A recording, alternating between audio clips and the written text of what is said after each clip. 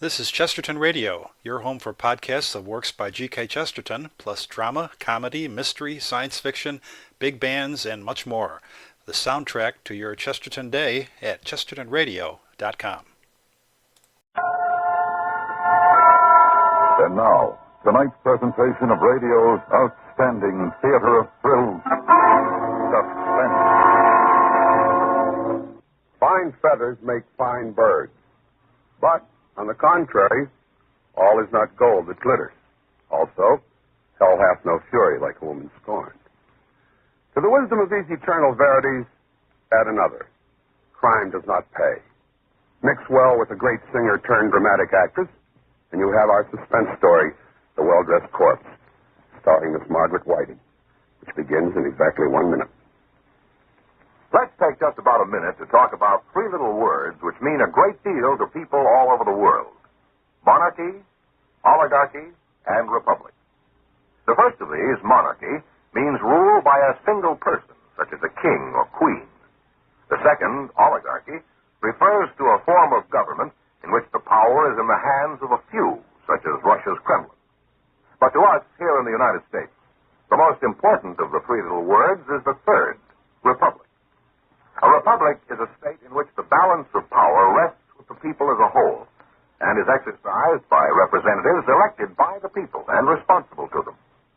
A republic is a free, popular government in which there are no classes having any exclusive political privileges and in which the voters are guided by constitutional authority. The importance of a republic is recognized by the Constitution, which in Article 4 says that the United States shall guarantee to every state in this union a republican form of government and shall protect each of them against invasion and domestic violence. That's how your American Constitution works. And now, The Well-Dressed Corpse, starring Miss Margaret Whiting. A tale well calculated to keep you in suspense. She's lying on the couch in my office. I thought I'd just let her alone until you showed up, Captain. I was considerate of you, Lieutenant. Here, in here. You sure that's her? I'm positive. Where was she picked up? In her bedroom? Hell's Kitchen and Alley. Somebody stole her dress, and one of the boys gave her his overcoat. Yeah. What's your name? My name is Ruth Franklin. How old are you? 33. Where you live? On Park Avenue. Go to school in this city? Graduate School, Columbia University. I work for the Carrington Green Advertising Agency. My secretary's name is P.D. Wright. I'm the murderer you're looking for. Okay. I guess you're Ruth Franklin, all right. I can hardly blame you for not recognizing me. Did you know that 6 weeks ago I was voted one of the 10 best-dressed women in America? I read something about it. I always knew that someday I would be. But when it actually happened, it was just as exciting as if it had been a total surprise. The invitation to the luncheon to meet the press came on Monday. I ran right out and bought the most elegant and expensive dress I could find. When I swept into the luncheon, everyone was looking at me, including the other 9 well-dressed women. Percy Hamilton of Radcliffe Press, a little bald-headed man who moved and looked like a startled chipmunk, met me as I came in. Oh, Miss Franklin, I'm so happy to see you. Right this way, please. You're a little late, you know. Percy, baby, you've confused me perhaps with a debutante. I work for a living. I'm going to put you here at table 13 with Mr. Mason. Miss Franklin, may I present Mr. Mason? How do you do? How do you do? You two are going to be luncheon partners. Well, I'll run along. You, of course, couldn't be anyone else but the best-dressed Franklin. I'm not sure I like the way you said that, Mr. Mason. Well, my tone was not meant to imply a personal indictment, Miss Franklin. In fact, it's a commendation. You play your part very well in this best-dressed racket. Racket? Racket? Oh, I always draw the most charming luncheon partners. There's undoubtedly something in your childhood. They must have made you wear Buster Brown collars or velveteen knickers. I wore dungarees. No, it's just that I have the best prima facie evidence anyone ever had that this best-dressed business is a travesty on good taste and artistic judgment. Before I move to another table, Mr. Mason, I might find it interesting to hear one sentence telling me why you feel this way. I'd be happy to oblige. You see, I was picked as one of the best-dressed men. Mr. Mason, I believe I'm beginning to value your opinion.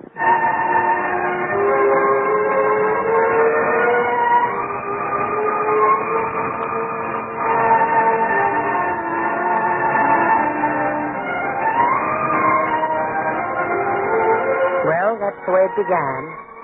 Little careless banter while we sized each other up. And something in our measurements had meaning because despite speeches and cold chicken a la king and news photographers interfering with most of our conversation, we later found ourselves at the Stork Club discussing everything from Picasso to paperback novels. Sometime in the evening, he said he had to catch a train somewhere, but he'd get in touch with me soon. The next morning, when I walked into my office, Petey, my secretary, was wearing the smug smile of a girl who caught her older sister with a boy on the back porch hammock. Seen it yet, boss? The Gimbal ads? How were they? I can wait. All right. Seen what? Picture of you and Roy Mason. Mason? I hardly spoke a word to the man. Hardly a word, huh? You know, that's the Stork Club ashtray in that picture. How did you converse? Smoke signals with your cigarette? Petey, you're very close to being fired. Let me read you what Winchell says. The most handsome twosome in town last night were Ruth Franklin, the best-dressed huckster, and Roy Mason. Petey, what do you know about him? I'll save you the embarrassment of asking me to get a file on him. I've already done it. Here you are, boss. The Life and Loves of Roy Mason, assembled by P.P. Rice, Girl Boswell. All right. Tell it. He's a foreign correspondent, distinguished. He's written 2 books on world politics, The Long Road of Destruction and The Coming Asiatic Crisis. I've ordered both of them so you can talk his language. He's a Yale graduate, skull and bones, 38, unmarried. Just call me quick. Thank you and goodbye. I'll just leave these things here so you can drool over them. Have fun. Petey. Yes, boss, ma'am? You've had your fun. Now, hands off. I'm going to marry him.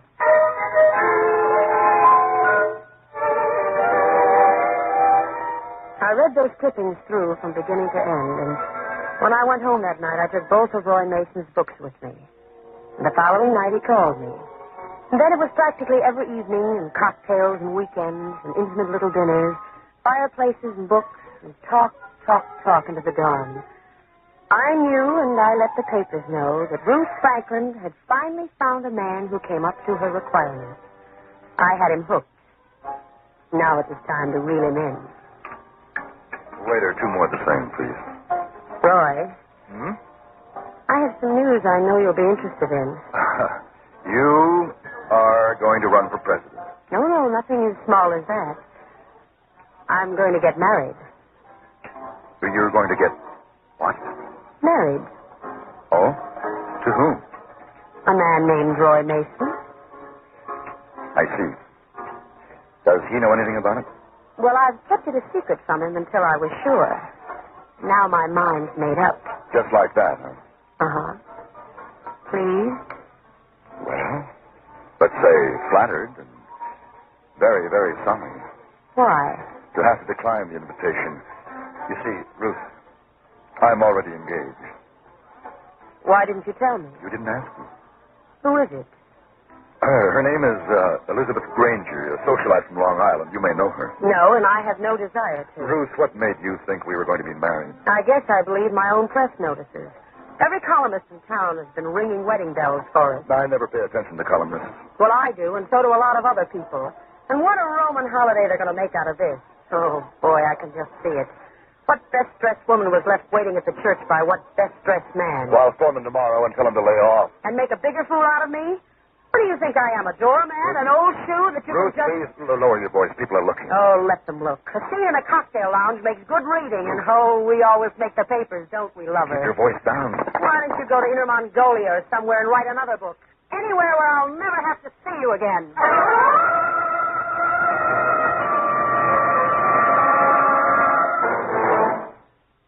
The second act of Suspense continues in 1 minute.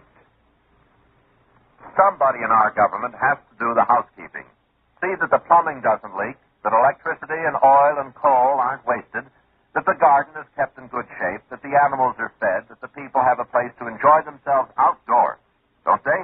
They certainly do. Well, all this is the work of the Department of the Interior, which at one time was called the Home Department. The biggest job of the department is conservation, the protection of the things that make our country a good place to live. The land, water, oil, coal, forests, minerals, fish, and wildlife. These are our natural resources. If it weren't for the conservation work of the Interior Department, it wouldn't be long before all the farm and grazing lands would be washed or blown away, and all the wildlife would disappear from the forests and the fields.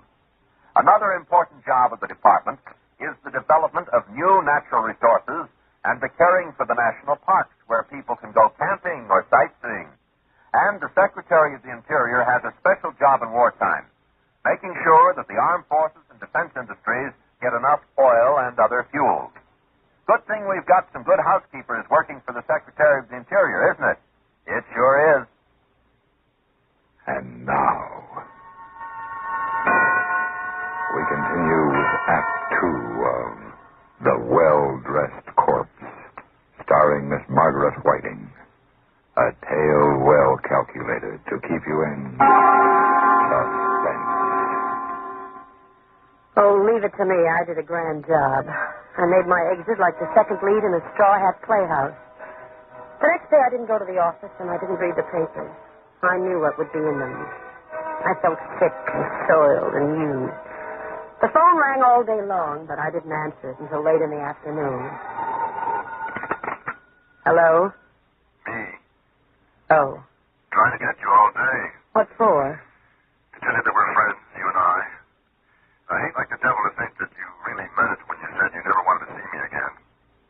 I sent you a letter last night, but I'd rather tell you what I wrote in person. Now, look, Roy. No, let me go on. A man rarely meets a woman like you. I was lucky. Real lucky. Ruth, you can send me away altogether if you want to, but I'd miss you for the rest of my life. That's the truth. But you're going to marry this... Ruth, I want to talk with you calmly, decently, honestly. I want you for a friend. I'm mixing a couple of drinks in my apartment around 5 tonight. I hope you'll be there to share them with me.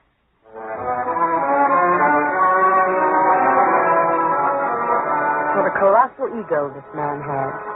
Yet he was offering me the opportunity to settle the matter my way. I took it. Oh, you came. Thanks, Ruth. Let me take your coat? No, it's a little chilly. I think I'll keep it on. All right. Drink? A very dry martini and a little soft music. The record's on the turntable and the martini's already mixed. I knew you wouldn't pass up a Mason special. You were rather certain your pretty speech on the phone would work, weren't you? I meant it. I'm glad you're here, Ruth.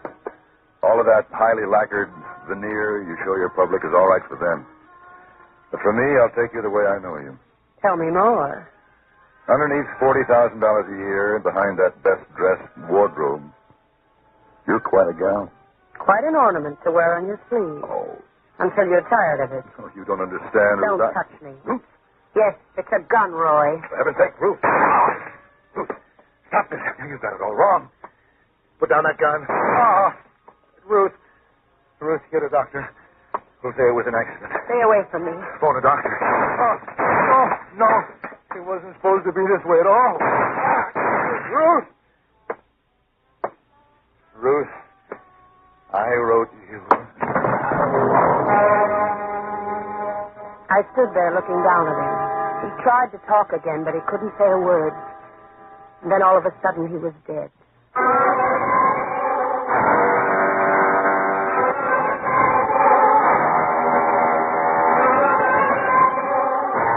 I hadn't planned what I was going to do after I killed him, so I just sat down and finished my martini and looked at him lying there on the floor, and then I was aware of someone pounding. Are you all right in there?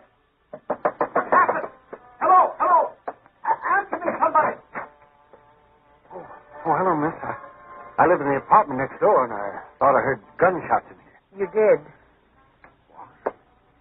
Over there. Well, I better phone the police. Where's the phone? On the desk. Hello, operator. Yes, I said the police. Right away. This thing.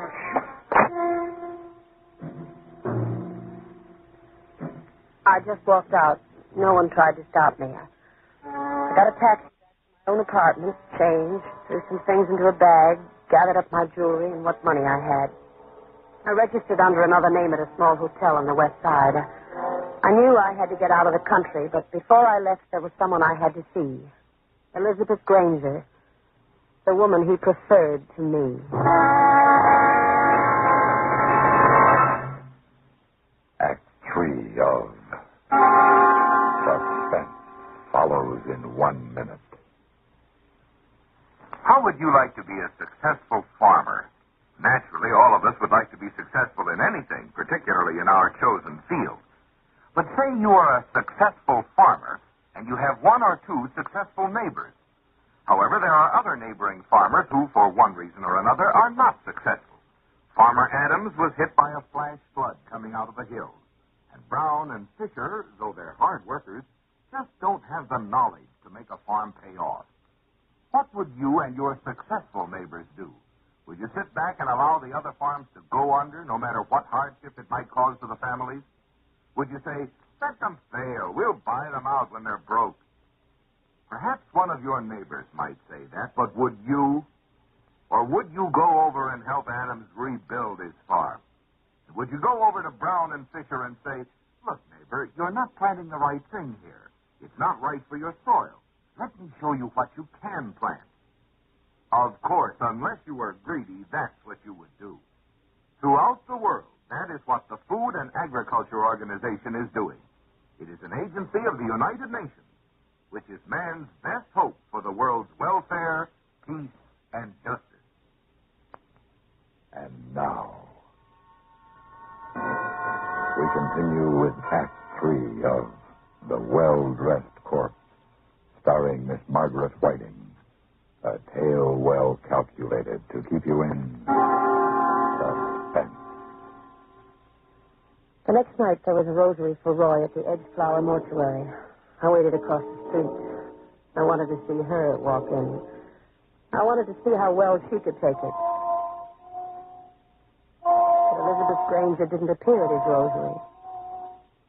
The next morning, wearing dark glasses and a veil, I went to his funeral, but she didn't. Hello, Petey. Don't you know the police are looking all over town for you? Petey, who is Elizabeth Granger? Where does she live? Oh, that. She isn't in the phone book. She wasn't at his funeral. There are no pictures of her in the papers. You know these things. Tell me, please. I can't help you. Nobody can help you now. You're a walking dead woman. Petey, listen to me. I don't want to listen to you. I'm afraid to. I don't want to end up like you some days. Well-fed, well-dressed, successful, but dead. I came here for your help, not your opinions. Everything you ever said in your life was a lie. I did your legwork, looked up things for you, verified them, checked them. And just to satisfy my curiosity, I checked about you, too. You didn't go to any graduate school at Columbia. You were born and brought up in Hell's Kitchen, and you went as far as PS 432. You hated everything you had and were. You tried to wipe it out. Tell me what you know about Elizabeth Granger. I'll tell you this much. You're not going to have the pleasure of watching her suffer along with you. And I'll tell you how I know. Because Roy Mason wrote you a letter. I read it, because I never thought I'd see you again. Would you like to know what's in it? Yes. Makes it look 10 times as foolish as you do now. He said that there was no such person as Elizabeth Granger. You're lying. He just invented her. Just invented her to get away from you. You're lying. There has to be an Elizabeth Granger. Here's the letter. Look for yourself. It's true. Every word of it. There was no Elizabeth Granger. Roy just didn't want me, and he had to find some excuse. I walked to the door wondering what to do. Where to go. One more thing, boss. 10 seconds after you're out of that door, I'm going to call the police. I ran out of the office, out of the building down Madison Avenue. I wanted to lose myself, but where? How? I walked and I walked and I walked and I tried to understand. I tried to understand why I'd killed Roy. And everything that came into my mind revolted me. Oh, I needed a drink, a dozen drinks, 100 drinks. You sure you're in the right place, lady? Just give me a double bourbon. Scotch, triple, I don't care. Well, okay, you're old enough. Hurry it up. Here's my money. Hey, Eddie, get a load of the doll. What would any dame dressed like that come in here for? Slumman. What are you, stupid or something? They like to come over to Hell's Kitchen. Well, men are men, looking for thrills. Yeah. What do you think she came in here for? Thought it was 21 or something? Talk. Yeah. I'll show you how to handle a doll like that. Here. Buy you a drink, ma'am? No, get away from me. No, you don't really mean that. Tony, the drink's on me. Why don't we have it in the booth over there? We can talk, huh? Get away from me. Who do you think you are? All right, Eddie, no sale. Who does she think she is? She got no right in here unless she wants to be sociable. She's a bum, and you know it, Tony. Eddie, can't you see this is a lady? Now go for a walk. Lady? Since when we got ladies in here? You filthy... Hey, wait a minute. Little bum. Hey, Eddie, you know who she is? Her picture was in the paper this morning. She killed somebody. It would only be a matter of seconds until they called the police, so I ran. I saw a police car crossing the avenue, so I ran the other way. 2 blocks away, there was another police car at the intersection. I ducked into an alley and tripped and fell headlong into the dirty, foul snow.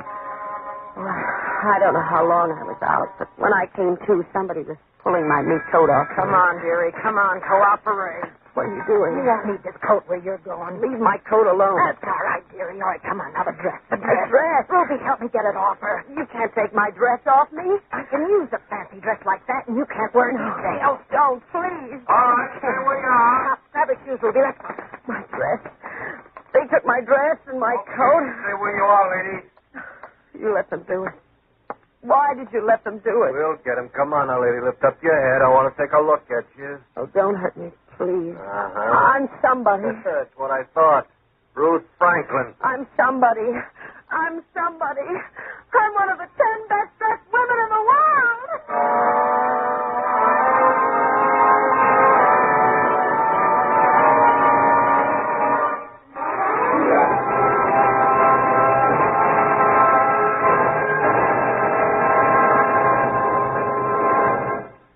Suspense,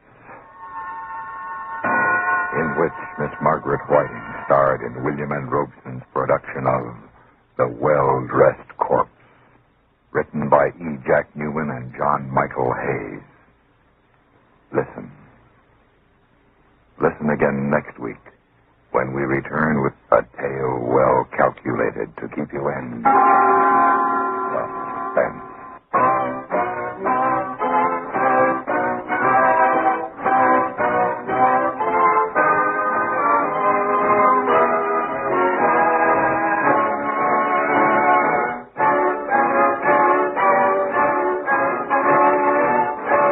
Suspense has been brought to you through the worldwide facilities of the United States Armed Forces Radio and Television Service.